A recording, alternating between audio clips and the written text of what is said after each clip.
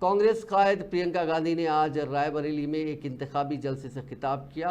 उन्होंने कहा कि नरेंद्र मोदी कभी बेरोजगारी महंगाई की बात नहीं करते, लेकिन कांग्रेस को हिंदू धर्म का मुखालिफ बताते हैं। कांग्रेस पार्टी तो महात्मा गांधी की पार्टी है। उन्होंने अपनी पूरी तहरीक गीता की सीख पर रखी थी। उन्होंने कहा कि सारे कायदीन ने इस तहरीक में और इतने बड़े ब्रिटिश रेजीम को झुका दिया था। गांधी जी ने तो मरते दम तक हेराम कहा था, हम सब गांधी जी के शागिर्द हैं, उनके रास्ते पर चलते हैं और हम मजहब के खिलाफ बातें नहीं करते हैं। मोदी जी जब कहते हैं कि 70 सालों में कांग्रेस ने कुछ नहीं किया, हमने जो 10 सालों में किया है वो कांग्रेस ने 70 सालों में नहीं किया, तो मैं क्या कहूं कि वैसे सही बात कर रहे हैं।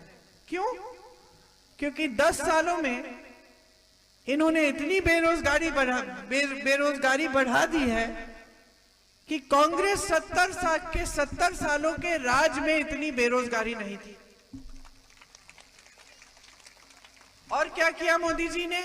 महंगाई इतनी बढ़ा दी कि इन 70 सालों में इतनी महंगाई कभी नहीं रही। मोदी जी ने क्या किया? कांग्रेस ने सेना को हमेशा मजबूत किया, सेना को दुर्बल करने का काम किया अग्निवीर लाके मोदी जी ने। 10 सालों में उन्होंने ये काम किया। और क्या किया मोदी जी ने? 16 लाख करोड़ पकड़ा दिए खरबपति को। और जितना भी काम कांग्रेस पार्टी ने किया था, जितनी भी बड़ी संस्थाएं आपके लिए खड़ी की थी, सारी बड़े खरबपतियों को दे दी। ये सच है कि 70 सालों में कांग्रेस ने ऐसा काम किया। कांग्रेस सदर मल्लिकार्जुन खड़गे ने आज अमेठी में एक इंतखाबी रैली से खिताब किया। उन्होंने कहा कि जनता ने झूठे वादों के खिलाफ सच, खिदमत और